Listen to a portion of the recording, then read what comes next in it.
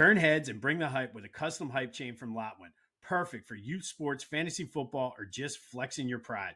Go to Lotwin.com, use the promo code TCCPOD for 10% off your order. That's Lotwin.com, promo code TCCPOD for 10% off. Get your custom hype chain and get hype with Lotwin.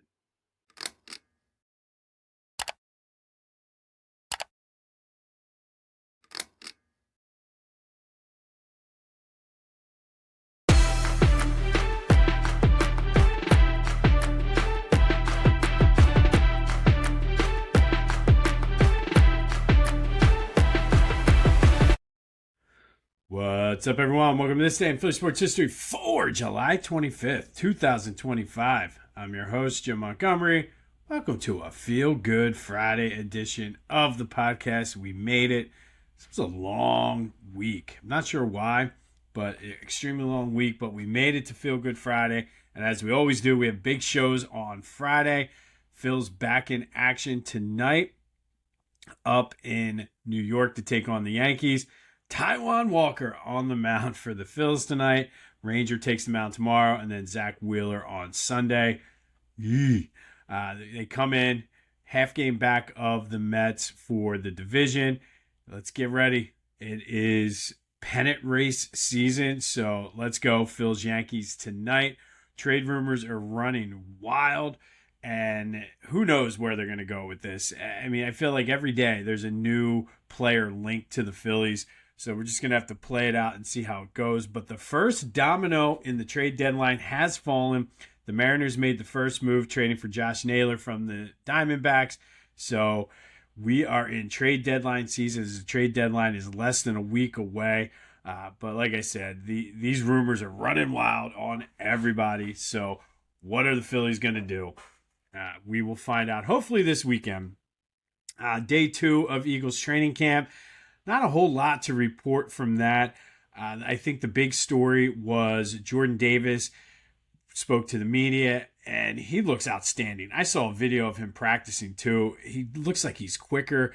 Dropped 26 pounds, talked about being 25 now. Your body starts changing, and you can't do the same things you used to when you're young. And Jordan, I agree. Wait till you get to 40. But he says he feels great. They gave him a weight range to get into. He got to the lower end of that and basically said as long as he stays in the 330s, he feels confident that he can play at his best. But he looked phenomenal just in the couple video clips I saw of him on the field. So I think he's poised for a breakout year. And I think, like I said, they're going to need him. But these guys are all coming in with the right mindset. This feels totally different than what it did in 2018. And I guess 2018 was different because you had questions about Carson's knee, who's going to start the season, will he be back in time? But it's good to see these guys all coming in. Landon Dickerson said, you know what? 2024 is in the past. They're all with the right mindset. I love this. And for all of the Sirianni haters out there, this is a testament to the coach who has them buying what he is selling. But Jordan Davis looks outstanding. Jahad Campbell practiced again. Now, I don't know how much stock you put in this, but I do follow Elliott Shore Parks on Twitter, listen to him on the radio. Don't agree with a lot of his takes, but he's one of the guys that's there, and I think he's very tedious and thorough with his notes. He seems to think if there was a game this weekend, Jahad could play in that game, so that certainly bodes well as we gear up for Thursday Night Football in a few weeks. And then Vic Fangio spoke to the media. The big takeaway for me was that he was pleasantly surprised that Jahad Campbell was able to practice. But Quinyon Mitchell is playing on both sides of the field, and it seems as though he could be a candidate to shadow a specific receiver for a team, which I think a lot of the better, outstanding, elite cornerbacks do that. So it's good to see that they're giving him that responsibility and letting him try. But that was it. Like I said, it was not a lot of big stories coming out of Eagles training camp yesterday, but we will continue to give you an update every time we get some news.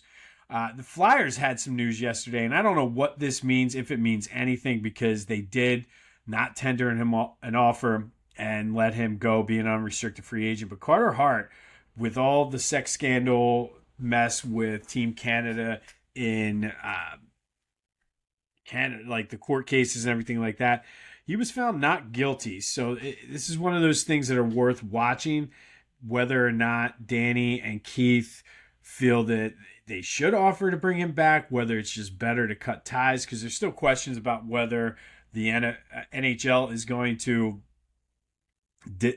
give them some sort of punishment or what. There's still within 30 days. The prosecutors can still file an appeal. So there's still more moving pieces to this, but I just found it was interesting. And again, I prefer maybe to just let everything play out first and see, especially with a rebuilding team. However, if there's no appeal and in the court of law he was found not guilty, then I mean, I think it's worth looking at. But again, only if it fits into your future plans. So that a little bit of Flyers news here on a Friday. And then before we get into housekeeping, I'd be remiss if I did not mention this. If you're someone who is around my age, my generation, then we suffered a big loss yesterday when Hulk Hogan passed away. And you know that he meant a lot to a lot of people my age, myself included. One of my heroes growing up was very into wrestling. And I mean, to this day, I still call everybody brother. And it's in large part due to Hulk Hogan. In my college days, I had a little bit of time there where have a few drinks at the end of the night, rip off my t-shirt, do my impression. If you've been there for that, you know exactly what I'm talking about. But it was sad. I don't necessarily usually get overly emotional really about anything, but when it comes to specifically like celebrities passing away, but this one hit different, kind of liken it to when I was a kid and Jerome Brown passed away, back in 2009 when Harry Callis passed away. It was just something I felt like a part of my childhood sort of passed away.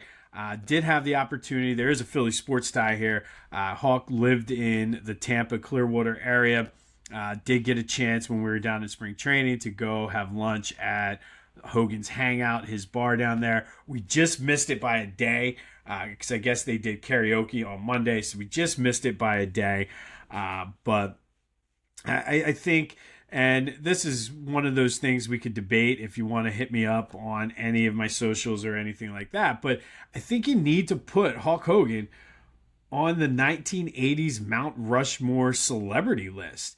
And I was thinking about this, and really off the top of my head, I think you got Hulk Hogan, Michael Jackson, Madonna, and then maybe Eddie Murphy. I debated Michael Jordan, but he was in that weird time frame where it overlapped into the 90s. But really, I mean, who else are you going to put there? I think you go Madonna, Michael Jackson, Hulk Hogan, and Eddie Murphy maybe. But that's just how big of an impact both for wrestling and just culturally Hulk Hogan had. Now, in his life, as with most people, he wasn't perfect. He had his warts. We all do. I think a lot of times we're really quick to cancel culture and not give somebody a chance to change. I talk on Tuesdays all the time about giving folks the opportunity to learn from your mistakes. And I think it would be fair to say Hulk Hogan made his fair share of mistakes. Terry Bollea, the man, made his fair share of mistakes. But I think we're too quick to judge and cancel culture and everything. But I don't want to get into that only because, like I said, I mean, I felt for kids my age, there was a John Cena-like, and there is no John Cena without Hulk Hogan, where everybody wanted to be Hulk Hogan. And I think it just meant so much to me as a kid. And like I said, we grew up in Philly sports. I've mentioned it so many times on this podcast how pitifully brutal the Philly sports teams were when I was a kid. So, of course, Hulk Hogan, I'm going to gravitate toward that. He was the champion, the biggest name in the world, the icon, the immortal Hulk Hogan. A sad day indeed. But one quick note, just to how much it meant to me was, it must have been like 7 or 8. We went to Sesame Place, and this was the time during the build up to WrestleMania 2 when he fought or wrestled King Kong Bundy. And we saw King Kong Bundy, who was visiting Sesame Place with his friends. His family. He was waiting in line to grab a soda. And I remember going to my dad. I was like, "Is that King Kong Bundy?" My dad's like, "Yeah, I think it is." And he was like, "You should go over and say something to him." I'm like, "What am I going to say? Why did you break Hulk Hogan's ribs?" And he's like, "I don't know." And my dad, to his credit, played along with the whole game. He's like, "I don't know if I'd say that unless you want your ribs broken. He might get mad and slam me on the table and give you an Atlantic City avalanche." And I'm like, "Yeah, you're right." All right. So I mustered up the courage to go over, and I remember I was like, "Excuse me, sir, are you King Kong Bundy?" He's like, "I sure am," and shook his hand. I just remember his hand being so massive. I was like, "Nice to meet you," and walked away. And then, of course, it was the first celebrity I ever met. And I remember, why didn't I stick up for Hulk Hogan? And like, why didn't I say, "Why did you do that to Hulk Hogan? You're going to lose. He's going to come back. You'll see." And my dad, I just remember him laughing about it, keeping up the kayfabe and making sure I bought into it. But Hulk Hogan, like I said, I love that story because like after the fact, I'm like, man, I should have stuck. And that's just to me how much he meant as a kid, as a hero, as someone I looked up to. It was truthfully one of the ways my parents got me to go to bed, say my prayers, eat my vitamins, and not sit on the couch and play video games all the time. They're like, "Well, Hulk Hogan."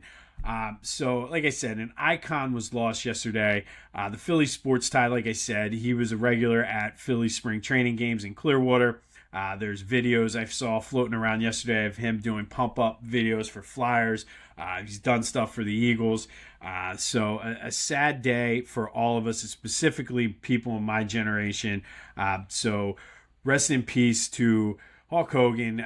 Condolences to the Balea family. And to truthfully, anybody who was friends with him, who were touched by him, and condolences to all of you because we all feel it. But Hulk Hogan passes away. And like I said, I would love to know your thoughts because I was thinking, and I know this is a Philly sports and I'm taking a lot of time on this, but that's just to me how much that guy meant to me. But he has to be on the 80s Mount Rushmore of celebrities. Like I said, it's got to be Michael. It's got to be Madonna. And then Hulk Hogan, I think, has to be number 3 on that list. And then the fourth one, I struggled to find one. Maybe Eddie Murphy. So let me know your thoughts on that. Let's have a good discussion here on a Friday. But rest in peace, Hulk Hogan. You will be missed, brother. And what you going to do when this day in Philly sports history comes looking for you. All right, enough of that.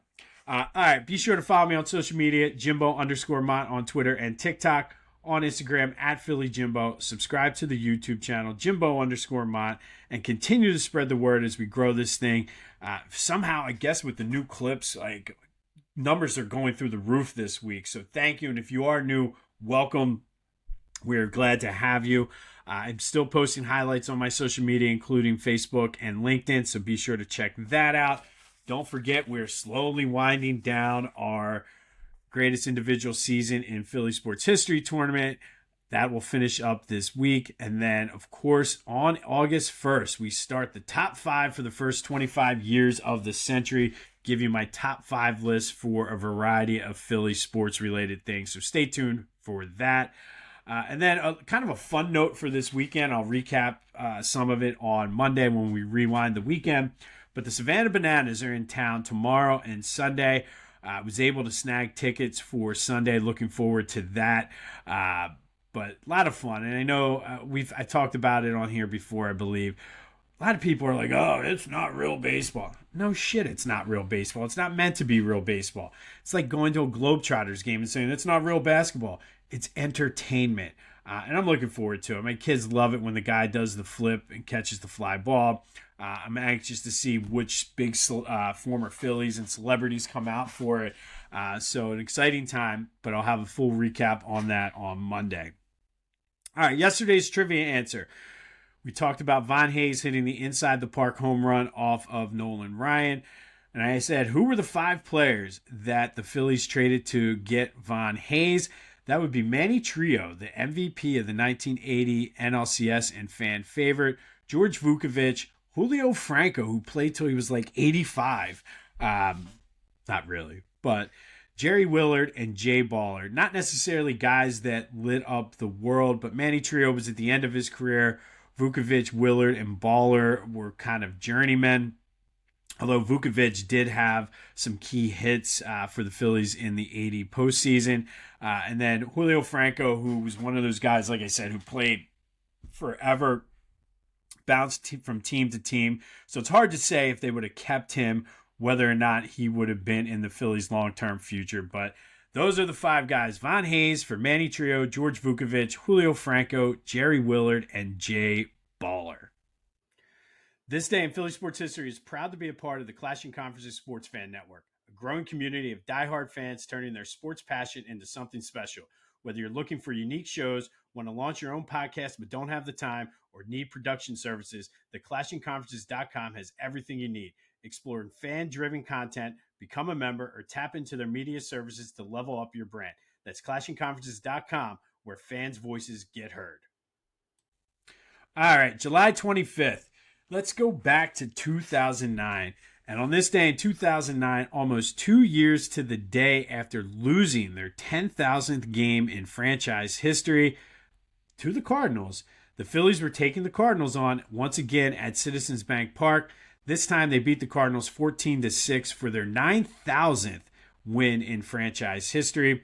Jimmy Rollins and Shane Victorino went back-to-back in the 6th inning. Jimmy hit a grand slam, and then Shane followed up with a solo shot. They scored 5 runs in the 6th and then 6 runs in the 7th to break the game open. And if you're keeping score going into tonight's game against the Yankees, the Phillies have 10,265 wins in franchise history, which I guess isn't too bad considering you've been playing baseball since 1883. And then fast forward to 2015. The Phillies, who were mired in a 99-loss season, this was sort of the tail end of that golden era of Philly baseball.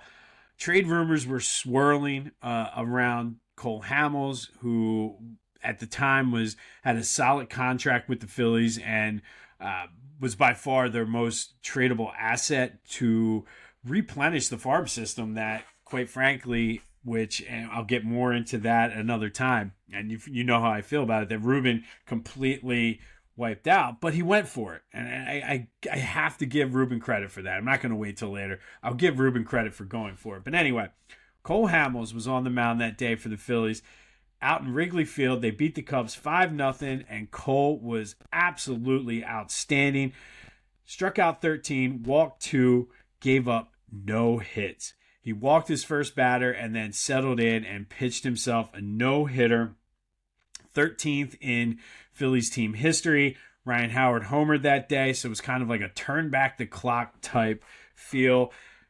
Fortunately, unfortunately, depending on how you wanted to look at it, this was Cole Hamels' last start with the Phillies as he was traded to the Texas Rangers to help replenish some of that bullpen for the Phillies. But what a way to go out for Cole Hamels. He's the 3rd pitcher in Major League Baseball history to be traded for his next start after pitching a no-hitter. But one of the all-time greats for the Phillies, the MVP of the 2008 NLCS, 2008 World Series, number 6 all-time in the Phillies with wins, number 3 in strikeouts, and a fitting end to one of the greatest pitchers, homegrown pitchers, I might add, in Phillies history. On this day, Cole Hamels pitched a no-hitter in his final start as a member of the Phillies. Now you can catch Cole on the Sunday broadcast for the Phillies, and I believe they're having a special, I don't know if it's tonight or tomorrow, kind of commemorating that no-hitter for Cole in his last start. But Cole Hamels pitched a no-hitter on this day 10 years ago. Hard to believe that was 10 years ago at this point in 2015 as the Phillies beat the Cubs in 5-0 in Cole Hamels' last start. Some other milestones on this day for the Phillies. In 1980, Mike Schmidt hit 2 home runs in Game 1 of a doubleheader against the Dodgers. The first home run put him past Del Ennis to become the Phillies' all-time home run leader. So Mike Schmidt had a lot of home runs left in him after he became the Phillies' home run leader. Will anybody ever get to 548? But that does lead to today's trivia question. And it's trade deadline season. And who knows what the Phillies are going to do. But there was a time, like I said, Ruben Amaro was wheeling and dealing. So which future All-Star and World Series champion was a part of the trade? And this was an off-season trade, not so much a trade deadline trade. But which future All-Star and World champion was a part of the trade that brought Roy Halladay to the Phillies from Toronto? Which I always forget that this dude started in the Phillies organization. So there you go. What All-Star and future World Series champion was a part of the Roy Halladay trade? It's time for Fridays with AI, where we ask AI to rewrite Philly sports history. Every Friday only on This Day in Philly Sports History. That's right. It is Friday. Don't think we forgot. We spent Fridays with AI. And we're going to continue on the trade deadline sort of path. Fast approaching, less than a week away. We talked about Ruben, who wheeled and dealed. And for all anybody wants to say about Ruben Amaro Jr., I went on a rant earlier this week. I need Dave Dombrowski to channel that inner Ruben Amaro. You need to go all in. And Ruben Amaro was not afraid to go all in. But let's go back to 2009. And in 2009, he traded for Cliff Lee, was a big part of them making a run back to the World Series. And he was outstanding in the World Series, specifically Game 1 of that game series against the Yankees. But then that offseason, they traded him and then traded for Roy Halladay.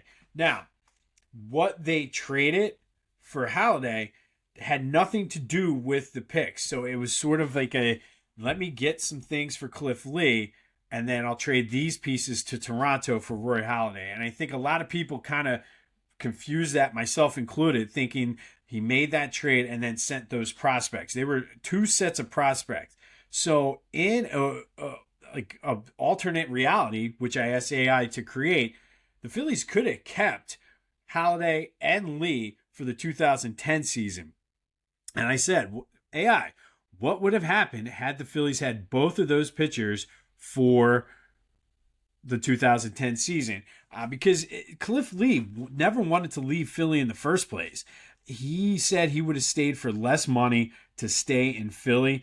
And in this alternate reality, he does. He takes less money and stays. They're able to work it out. They still give Halladay the extension. They still use the same package. That's who Toronto wanted, including the guy that is part of the trivia question. Farm system was still a concern, but that's okay because you'll see the way Ruben is able to navigate that. So how does the 2010 season play out with Roy Halladay and Cliff Lee in the same rotation? So your rotation is essentially Roy Halladay, Cliff Lee, Cole Hamels, Joe Blanton, and J.A. Happ. At that trade deadline that season, there's not really a need to make the trade for Roy Oswalt, which kind of saves some of the Phillies' future farm system pieces. They do upgrade slightly their bullpen, and this is the key that changes this whole narrative in this alternate reality, because Cody Ross killed the Phillies in the NLCS in reality, our reality. But in this alternate reality, the Phillies aren't so concerned with getting another starting pitcher. They want to have a bat that can play, good pinch hitter, somebody who can go in and start. And we saw what happens when Cody Ross got hot, and somebody who can get hot and kind of pick up the slack for this team when they are getting older and things like that.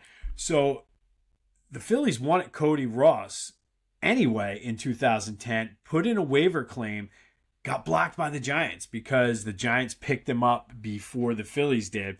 And then you know how it played out for the Giants. But in this reality, we get Cody Ross at the trade deadline for a lot less, and some bullpen help for a lot less than what we would have had to give up for Roy Oswalt. So that kind of saves the bullpen a little bit there. But how does it play out then? Well, it makes a huge difference because you don't have Cody Ross on the Giants killing the Phillies because Cody Ross is on the Phillies. So they do end up beating the Giants behind Lee and Halladay just dominating.